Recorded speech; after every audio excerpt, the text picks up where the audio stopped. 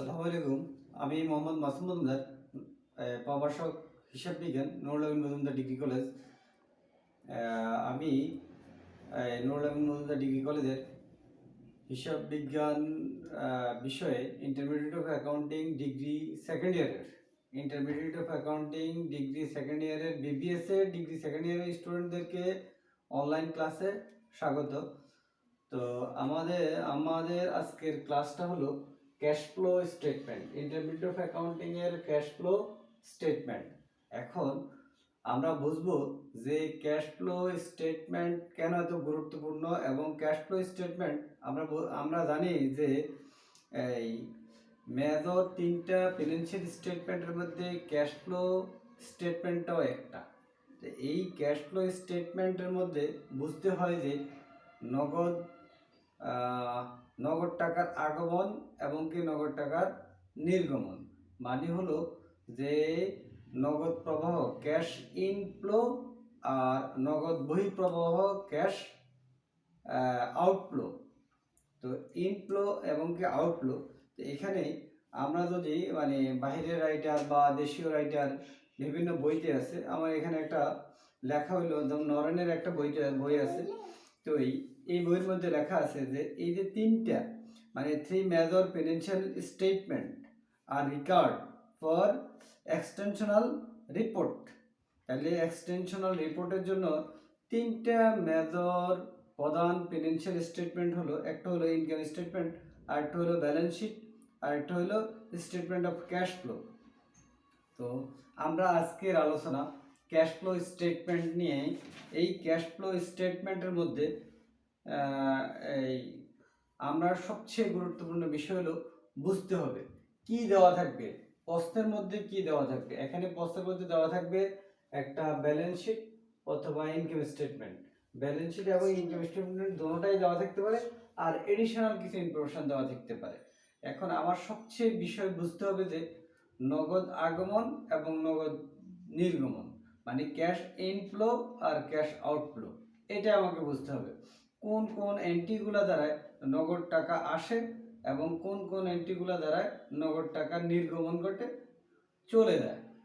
তো এই জিনিসটাই আমাকে সবচেয়ে বেশি গুরুত্ব সহকারে বুঝতে হবে।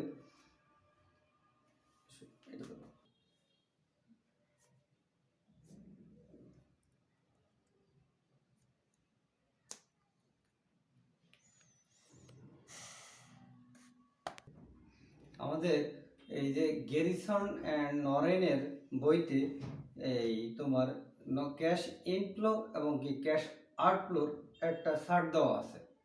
এই চার্টটা অনুসারে তোমার যে আমাদের নগদান্ত প্রবাহ, তোমরা ইন্টারমিডিয়েটেও দেখছো নগদান্ত প্রবাহ বিবরণীর মধ্যে এবং কি নগদ বহিঃপ্রবাহের মধ্যে এই প্লাস, তো এখানে যে অধ্যায়টা আছে ওই অধ্যায়ের মধ্যে দেখছো যে নগদান্ত প্রবাহের বিবরণের মধ্যে তিনটা অংশে বিভক্ত আছে।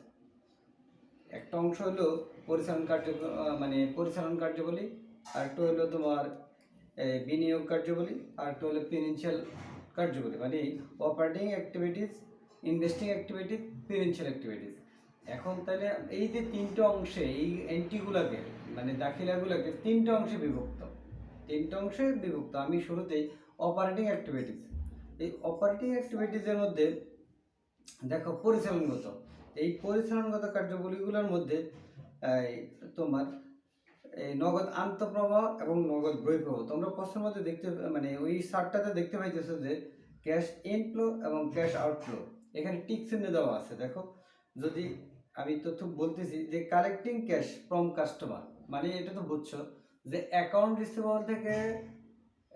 রিসিভেবল থেকে মানে দেনাদার থেকে, প্রাপ্য হিসাব থেকে বা পুস্তকে এগুলা থেকে কি করা, নগদ সংগ্রহ করা, মানে নগদ টাকা গ্রহণ করা। তো এটা হলো কি ক্যাশ ইন হয়, এটা হলো ক্যাশ ইনফ্লো। আবার দেখো playing suppliers for investing inventory supplies. তো ইনভেন্টরি যদি আমরা পারচেস করি সাপ্লায়ার থেকে মানে পাওনাদার থেকে, তাহলে দেখা যায় যে আমরা কি হয় নগদ টাকা চলে যায়, এটা হলো আউটফ্লো ক্যাশে। এর বিল যদি আমরা পরিশোধ করি, এটা হোক যেরকম বিল যদি আমরা যদি পরিশোধ করি তাহলে এটা হয় নগদ আউটফ্লো। এরপরে আবার দেখো এই ওয়েজেস বা স্যালারিজ যদি আমরা এমপ্লয়িদেরকে এগুলো পরিশোধ করি, এগুলো নগদ কি হয়, আউটফ্লো হয়।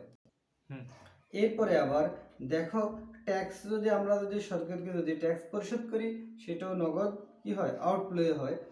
এরপরে আবার প্লেইং ইন্টারেস্ট, হ্যাঁ, ইন্টারেস্ট টু ল্যান্ডার, যদি আমরা যদি কি করি ইন্টারেস্ট যদি পরিশোধ করি তখন দেখা যায় যে নগদ আউটফ্লো ঘটে। এগুলো হলো ধরো এই অপারেটিং অ্যাক্টিভিটিস। ইনভেস্টিং অ্যাক্টিভিটিসের মধ্যে দেখো buying property plant and equipment, buying property plant and equipment, এখানেও তোমার নগদ এই দেখে আউটফ্লো হয়, যে আমরা যদি ক্রয় করি আর কি, নগদ আউটফ্লো হয়। আবার selling property plant and equipment, এখানেও আবার কি হয়, যদি আমরা সেল করি বিক্রি করি তাকে নগদ ইনফ্লো হয়, ক্যাশ ইনফ্লো হয়। বাইং স্টক, যদি আমরা যদি স্টক মজুত পণ্য অথবা বন্ড এগুলো যদি লং টার্ম আর কি, এগুলো যদি আমরা ক্রয় করি তাহলে দেখা যায় আমাদের নগদ আউটফ্লো হয়। আবার যদি আমরা যদি এগুলো যদি বিক্রি করি স্টক শেয়ার যদি আমরা যদি বিক্রি করি তাহলে ক্যাশ ইনফ্লো হয়। আবার যদি আমরা যদি ধার ল্যান্ডিং মানি, যদি আমরা যদি ধার দিই, টাকা ধার দিই ল্যান্ডিং মানি, তখনও দেখা যায় যে ক্যাশ আউটফ্লো হয়, ক্যাশ আউটফ্লো হয়। আবার দেখা যায় আমরা যদি ধার নিই বা কোনো কিছু কোনো একটা কোনো ইনভেস্টমেন্ট যদি আমরা বিক্রি করি তখন ক্যাশ ইনফ্লো হয়। এরপরে ফিনান্সিয়াল অ্যাক্টিভিটিস, ফিনান্সিয়াল অ্যাক্টিভিটিসটা কী সেটাই বুঝতে হবে। তাহলে ফিনান্সিয়াল অ্যাক্টিভিটিস মানে হলো অর্থায়ন কার্যক্রম।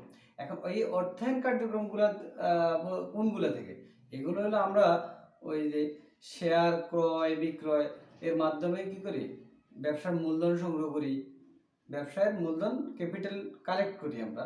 আবার অনেক সময় যদি কি করি, এগুলা কি করে সেল করে দিই। আবার এরকম ক্ষেত্রে যদি হয় তাহলে আমরা কি করি, ক্যাশ ইনফ্লো ঘটে। যেমন এই যে আমরা যদি ধার নিই, হ্যাঁ, বরোইং, যদি কোনো ক্রেডিটর থেকে পাওনাদার থেকে বা কোনো ব্যাংক থেকে আমরা যদি টাকা যদি কি নিই, ধার নিই, তাহলে ক্যাশ আউটফ্লো হয়, ক্যাশ ইনফ্লো হয়।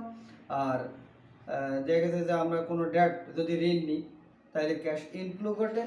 আবার কমন স্টক যদি আমরা কি করি, কমন স্টকের মাধ্যমে যদি আমরা নগদ টাকা সংগ্রহ করি অথবা প্রিফারেন্স শেয়ারের মাধ্যমে নগদ টাকা সংগ্রহ করি তখন আগে ক্যাশ ইনফ্লো ঘটে। অথবা দেখা গেছে যে ডিভিডেন্ড দিই স্টক হোল্ডারদেরকে, অনেক সময় ডিভিডেন্ড দিই, হ্যাঁ, তো ডিভিডেন্ড দিলেও দেখা যাচ্ছে যে ক্যাশ আউটফ্লো ঘটে। এইগুলো হলো মানে আমাদের তোমার এই আলোচ্য বিষয়। তাই এখানে আমি এখানে একটা অঙ্ক দেখেছি, দেখো একটা অঙ্ক প্রবলেম এক লিখছি। এখানে প্রবলেম একের মধ্যে এই দুইটা এখানে দুইটা দেওয়া আছে তারিখ, দেখো এটা একটা ব্যালেন্স শিট, এটা একটা ব্যালেন্স শিট, এখানে ডেট দেওয়া আছে দুইটা ইয়ারের, দেখো 1/1/2014 আবার 31/12/2015, এখানে দুইটাই ইয়ারের না, মানে 2 ইয়ার্স ইনকাম স্টেটমেন্ট দেওয়া আছে। ইনকাম স্টেটমেন্ট ফর শুরুতে দেখো লাইবিলিটিস লেখা আছে, এই কারেন্ট লাইবিলিটিস দেখো 30,000 32,000। এখন বুঝতে হবে যে কারেন্ট লাইবিলিটিসটা 30,000 আছে এখানে, পরের বছর যায় আবার 32,000 হয়েছে, তাহলে 14 সালে 30,000, পরের বছর যায় 32,000, তার মানে কারেন্ট লাইবিলিটিস বাড়ছে, কারেন্ট লাইবিলিটিস বাড়ছে।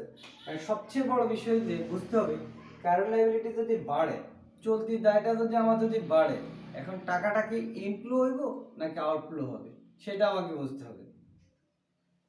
কারেন্ট লাইবিলিটি যদি বাড়ে তাহলে অবশ্যই বুঝতে হবে যে আমি বাকিতে কোনো কিছু যদি আমি যদি মাল ক্রয় করে নিয়ে আসি তাহলে এখানে টাকাটা বাকি, এই যে নগদ মানে এই টাকাটার মাল আমার ঢুকছে, এই মাল আবার আমি বিক্রি করে কি করব, মানে আমার ইনকাম আসবে, দেখা যায় নগদ টাকা আসবে, তাহলে দেখে যায় তখন দেখা যায় এটার জন্য যোগ হয়। এরপরে হলো দেখো বন্ডস পেয়াবল একই রকম দেখো আছে, এটা কোনো চেঞ্জ নেই, 22,000 22,000। বন্ডস ডিসকাউন্ট দেখো 2,000 আর হলো 1,800, এই বন্ড ডিসকাউন্টটা আগে ছিল 2,000 এখন হলো 1,800। এরপরে আবার তাহলে বন্ড ডিসকাউন্টে এখানে আমার খরচ হয়েছে 200 টাকা। আচ্ছা, এরপর দেখো শেয়ার ক্যাপিটাল 35,000 43,500 টাকা, তাহলে এই যে পার্থক্যটা, এই পার্থক্যটা আমার বাড়ছে, তাহলে বাড়লে আমার এখানে টাকা নগদ টাকা আসছে। রিটেন আর্নিং দেখো, রিটেন আর্নিং 15,000 টাকা আর 19,500 টাকা, তার মানে তো নেট ইনকাম হয়েছে এই জন্যই। এরপরে অ্যাসেটের মধ্যে একরকম ক্যাশ দেখো, ক্যাশ হলো 40,000 আর 44,700। আচ্ছা ক্যাশটা এটা পরের বিষয়। অ্যাকাউন্ট রিসিভেবল দেখো দেন আদার, এরকম স্টক আছে, ল্যান্ড আছে, বিল্ডিং আছে, মেশিনারি আছে, এর অ্যাকুমুলেটেড ডেপ্রিসিয়েশন মানে পুঞ্জীভূত অবস্থায়। এরপর হলো প্যাটার্নস, প্যাটার্নস অদৃশ্যমান সম্পদ আর কি। এই প্যাটার্নস 1000 আর হলো 900। প্যাটার্নস তার মানে প্যাটার্নসও অবলম্বন আছে। এডিশনাল ইনফরমেশন, এডিশনাল ইনফরমেশন অতিরিক্ত তথ্যগুলোর মধ্যে কি আছে দেখো তো। এক নম্বর হলো income, income for the few was টাকা 10,000, তার মানে নেট ইনকাম হলো 10,000 টাকা। এরপর হলো ওয়ান বিল্ডিং ওয়াজ সোল্ড, একটা বিল্ডিং 1400 টাকা বিক্রি হয়ে গেছে, বিক্রি করে ফেলছি। দ্য কস্ট অফ বিল্ডিং ওয়াজ 4,000 টাকা, ওই যে 1400 টাকা যে বিল্ডিংটা বিক্রি করছি, তাহলে এই বিল্ডিংটার মানে এই ক্রয় মূল্য ছিল 4,000 টাকা। তাহলে বুক ভ্যালু, এই যে যখন আমি 1400 টাকা বিক্রি করছি, এটা তো আমি দীর্ঘদিন আমি ইউজ করছি, ইউজ করার পরে আমি 1400 টাকা বিক্রি করছি, 4,000 টাকা মেশিন 1400 টাকা বিক্রি করছি। তো যখন আমি বিক্রি করছি তখন ওই মেশিনটার বুক ভ্যালুটা কত ছিল, বই মূল্যটা ছিল তখন 1,000 টাকা। তার মানে 1,000 টাকার জিনিস আমি বিক্রি করছি 1400 টাকা, তাহলে আমার লাভ হয়েছে কত টাকা, 400 টাকা, 400 টাকা। এর দেখো ডেপ্রিসিয়েশন চার্জ, ডেপ্রিসিয়েশন চার্জ হলো মানে অবস্থায় ধার্য হলো 800 টাকা। এর ordinary share issued during the year 5,000 টাকা, তার মানে অর্ডারে সাধারণ শেয়ার ইস্যু করছি আমি 5,000 টাকা, সাধারণ শেয়ার ইস্যুর মাধ্যমে নগদ টাকা আসছে আর কি আমার কাছে 5,000 টাকা। তাহলে ক্যাশ ডিভিডেন্ড অফ 2,000 টাকা অ্যান্ড স্টক ডিভিডেন্ড অফ 3,500 টাকা ওয়ার ডিক্লার্ড অ্যান্ড পেইড, তার মানে ক্যাশ ডিভিডেন্ডও দিছি আবার স্টক ডিভিডেন্ডও দিছি, মোট 5,500 টাকা ডিভিডেন্ড। এটা হলো আমার প্রশ্ন। এখন আমি করব ক্যাশ ফ্লো স্টেটমেন্ট। অফ করো। আমাদের অঙ্কটার সলিউশনটা দেখো, cash flow under indirect method. আমরা পরোক্ষ পদ্ধতিতে অঙ্কটা করতেছি আর কি। তো পরোক্ষ পদ্ধতিতে ক্যাশ মানে নন ক্যাশ এবং নন অপারেটিং এক্সপেন্স উভয় লেনদেনে আসে। এটা হলো সাধারণত অ্যাক্রুয়াল বেসিস মানে বকেয়া ভিত্তিক নগদ আর কি। তো এই পদ্ধতিটা সাধারণত বকেয়া ভিত্তিকই করা হয়। এখানে দেখো শুরুতে আমার এখানে নেট ইনকাম, ইনকাম দেওয়া আছে 10,000, তাই একবারই শুরুতে আমি ইনকাম 10,000 টাকা লিখছি। এরপরে দেখো adjustment of non cash and non operating items একটা মানে। এখন আমাদের অপারেটিং আইটেমস, নন অপারেটিং এবং অপারেটিং আইটেমসের মধ্যে এগুলা নন ক্যাশ। এখন এইটার মধ্যে কি আসে এটাই আমার দেখার বিষয়। সেটা হলো যে শুরুতে আসে অবসর, অবসরটা কিন্তু নন ক্যাশ, নন ক্যাশগুলো আসে না, কিন্তু এখানেই যে নন ক্যাশটা আছে যেমন অবসর, অবসরটা আসতেছে, তাহলে অবসরটা আসতেছে। আর হলো কারেন্ট লাইবিলিটিস এবং কি কারেন্ট অ্যাসেট, এটা হ্রাস এবং বৃদ্ধি এই দুইটা আসতেছে। আরেকটা হলো তোমার সম্পত্তি, স্থায়ী সম্পত্তি ক্রয় বিক্রয়জনিত লাভ বা ক্ষতি, এগুলো আসতেছে। ঠিক আছে, এখানে দেখো শুরুতেই দেখো এখানে একটা আছে যে বন্ড ডিসকাউন্ট। বন্ড ডিসকাউন্ট দেখো আমি আগে বন্ড ডিসকাউন্ট ছিল 2,000, এখন হলো কত 1,800, তাইলে এখন 200 টাকা যেটা সেটা অবলোকন হয়েছে। তো এই যে 200 টাকা অবলোকন হয়েছে bond discount of return of, এগুলো হলো এটা হলো ধরো একটা ব্যয়, ব্যয় হলে যোগ হয় ডেপ্রিসিয়েশন এক্সপেন্স। তাও আমি আরেকটা কথা বলি, যেই দাখিলাগুলো সাধারণত ইনকাম স্টেটমেন্টে বসে, ইনকাম স্টেটমেন্টে এই ইনকাম স্টেটমেন্টের দাখিলাগুলো অবলোকনের, এই ইনকাম স্টেটমেন্টের দাখিলাগুলো সাধারণত যদি আয় হয়, যদি লাভ হয় তাইলে ব্র্যাকেট হবে মানে মাইনাস হবে, আর যদি লস হয় বা অবলোকন হয় তাইলে এই যোগ হবে। তো সেই হিসাবে দেখো bond discount of return of 200 টাকা এটা যোগ, ডেপ্রিসিয়েশন এক্সপেন্স এগুলো ইনকাম স্টেটমেন্টে সাধারণত যায়, এই দেখো 800 টাকা। এরপরে দেখো এখানে এই এখানে আর কি আছে দেখো, অ্যাকাউন্ট রিসিভেবল আছে কত টাকা, এই 10,000 টাকা, আর হলো 20,700 টাকা। তাহলে পার্থক্য বাড়ছে কত, 10,700 টাকা। এই অ্যাকাউন্ট রিসিভেবল, দেখো অ্যাকাউন্ট রিসিভেবল ইনক্রিজড, হ্যাঁ, এই account receivable increased of account receivable হলো 10,700 টাকা। অ্যাকাউন্ট রিসিভেবল বাড়ে কিভাবে, অ্যাকাউন্ট রিসিভেবল মানে দাঁড়ে বিক্রি করলে তো বাড়ে। তা আমার নগদ টাকার মাল বা আমার প্রতিষ্ঠানের স্টকের মাল আমি অন্যরা বাকিতে বিক্রি করছি, এই জন্য আমি এটাকে কি দিছি, ব্যাকেট দিছি। মানে বুঝতে হবে যে আমার নগদ টাকার মাল বা আমার স্টকের মাল ওরে বাকিতে বিক্রি করছে, আমার এখান থেকে এত টাকার মাল পণ্য কমে গেছে, এই জন্যই ব্যাকেট আর কি। এরপরে দেখো এই স্টক, স্টক হলো 15,000 টাকা, 15,000 টাকা, এটার সমস্যা নেই। ল্যান্ড মানে বিল্ডিং 4,000 4,000, এরপরে ল্যান্ড হলো 4,000 4,000, বিল্ডিং হলো 20,000, আর হলো 16,000। তো দেখো বিল্ডিং এর বিষয়টা 20,000 আর 16,000, তাহলে কত নাই, 4,000। তার মানে 4,000 টাকার বিল্ডিং আমি কি করছি, বিক্রি করছি। এই যে 4,000 টাকার বিল্ডিং আমি বিক্রি করছি, এখানে আছে 4,000 টাকার আমি বিল্ডিং বিক্রি করছি। এই বিল্ডিং বিক্রি করছি, 4,000 টাকার বিল্ডিং বিক্রি করছি 1,400 টাকা। কিন্তু 4,000 টাকার বিল্ডিং তো আমি ব্যবহার করছি, তাহলে ব্যবহার যে করছি মানে অ্যাকুমুলেটেড ডেপ্রিসিয়েশন তো হয়েছে, পুঞ্জীভূত অবস্থায় তো হয়েছে। তো পুঞ্জীভূত অবস্থায় বাদ দেওয়ার পরে 4,000 থেকে পুঞ্জীভূত অবস্থায় বাদ দেওয়ার পরে তোমার আর ওই মেশিনটার বুক ভ্যালু দাঁড়াইছে 1,000 টাকা। ওই 1,000 টাকার পণ্যটাই, 1,000 টাকার বিল্ডিংটা আমি 1,400 টাকা বিক্রি করছি। তাইলে আমার এখানে লাভ হয়েছে কত টাকা, লাভ হয়েছে আমার 400 টাকা, লাভ হয়েছে আমার 400 টাকা। এই 400 টাকা আমার লাভ, এই 400 টাকা লাভ, লাভ হলে আগে বলছি প্রফিট যদি হয় তাহলে ব্র্যাকেটে আসবে, ঠিক আছে। প্রফিট যদি হয় তাহলে ব্র্যাকেটে আসবে। ইনক্রিজড অন কারেন্ট লাইবিলিটি, দেখো এই যে কারেন্ট লাইবিলিটি 30,000 টাকা ছিল, এখন হলো 32,000 টাকা, তাহলে 2,000 টাকা বাড়ছে। তো 2,000 বাড়ে কিভাবে, কারেন্ট লাইবিলিটি মানে আমি বাকিতে কারো থেকে মাল কিনে আনছি, ওর নগদ টাকার মাল আমি বাকিতে ক্রয় করে আনছি সেটা। তো এখানে এই দেখো 2,000 টাকা ইনক্রিজড অন কারেন্ট লাইবিলিটি, এই জন্য এটা যোগ। এইভাবে দেখো, তাহলে এখানে এরর দেখো, এই প্যাটার্ন মানে প্যাটার্ন, এই যে প্যাটার্ন ছিল 1,000, এখন হচ্ছে 900, তার মানে 100 টাকা রাইট অফ হয়েছে, অবলোপন হয়েছে, 100 টাকা অবলোপন হয়েছে। তাহলে অবলোপনের যে 100 টাকা এটাও দেখো যোগে। তাহলে এখন যোগ বিয়োগ দেওয়ার পরে এই যে বিয়োগ হলো 400 আর হলো 10,700, মোট হচ্ছে 11,100। যোগের যেগুলো আছে এগুলো বাদ দেওয়ার পরে বিয়োগের আরো 8,000 থাকে। তাইলে 10,000 থেকে 8,000 গেলে আর 2,000 টাকা, আর 2,000 টাকা। সেকেন্ডলি আসো আমরা ইনভেস্টিং অ্যাক্টিভিটিস গুলো করব। ইনভেস্টিং অ্যাক্টিভিটিস, এখানে আমার ইনভেস্টিং অ্যাক্টিভিটিস আমি কি বলছিলাম, ইনভেস্টিং অ্যাক্টিভিটিস হলো আমার স্থায়ী সম্পত্তি ক্রয় বিক্রয়জনিত যেগুলো, সেগুলো স্থায়ী সম্পত্তি বাড়ছে না কমছে, স্থায়ী সম্পত্তি বাড়ছে না কমছে।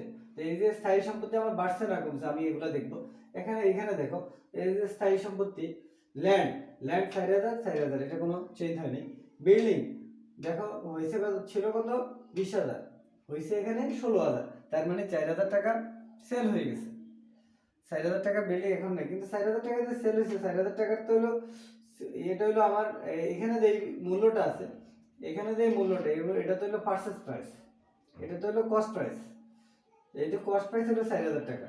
তো এই 4,000 টাকার পণ্যটার আমার যখন নাকি অ্যাকুমুলেটেড ডেপ্রিসিয়েশন বাদ দেওয়ার পরে এখানে যে আমার নগদ বহিমূল্য 1,000 টাকা দেওয়া আছে, এই 1,000 টাকার মালটা আমি বেশি বিক্রি করছি 1,400 টাকা। এই 1,400 টাকা আসব, সেলস অফ বিল্ডিং 1,400 টাকা, সেলস অফ বিল্ডিং 1,400 টাকা। এরপরে পার্সেস অফ মেশিনারি, দেখো মেশিনারি ছিল 15,000, এখন হচ্ছে 17,000, তার মানে মেশিনারি বাড়ছে। তো মেশিনারি বাড়ছে মানে আমি মেশিনারি পার্চেস করছি, ক্রয় করছি, মেশিনারি আমি পার্চেস করছি। তো পার্চেস করতে আমার টাকা যায়, তো সেই হিসাবে আমি ধরছি যে পার্চেস অফ মেশিনারি 2,000 টাকা, তাইলে আমার এখানে আর থাকে 600 টাকা মাইনাস। এরপর হলো ফিনান্সিয়াল অ্যাক্টিভিটি, ফিনান্সিয়াল অ্যাক্টিভিটি। তো ফিনান্সিয়াল অ্যাক্টিভিটির বিষয়টা হলো এই অর্থায়ন, হ্যাঁ অর্থায়ন কার্যকরী। এখানে আমি নগদ টাকা, নগদ টাকা মূলধনায়ন মানে ব্যবসার মূলধনায়ন করতে নগদ টাকা আসছে না গেছে, এখন যে মাধ্যমে নগদ টাকা আসে সেগুলা দেখো। এখানে ওই আইটেমগুলো দেখো, এখানে কি আছে, অর্ডিনারি শেয়ার ইস্যু করছি আমি, এখানে অর্ডিনারি শেয়ার ইস্যু করছি 5,000 টাকা, মানে অর্ডিনারি শেয়ার ইস্যু করে আমি জনগণ থেকে টাকা নিচ্ছি সেটা, তার মানে ক্যাশ ইনফ্লো হয়েছে। ক্যাশ ইনফ্লো, এটা দেখো 5,000 টাকা এই জন্য যোগ।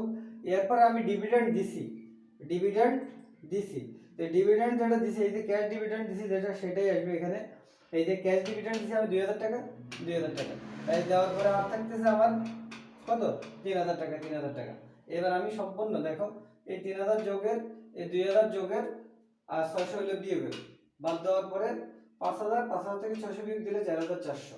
আর ওপেনিং, তাহলে এটা হলো আমার কি, এটা হলো আমার এই যে নেট ক্যাশ ইনক্রিজড 4,400। তাহলে আর ওপেনিং ক্যাশ ব্যালেন্স ছিল আমার 40,000, মোট হলো 40,400। তাহলে শিক্ষার্থী বন্ধুরা তোমরা বুঝবে যে আমার এখানে দেখো, আমার এখানে ক্যাশ ওপেনিং ব্যালেন্স ছিল 40,000, ক্লোজিং ব্যালেন্স হলো 44,400। দেখো এখন ক্লোজিং ব্যালেন্স 44,400 মিলছে কিনা।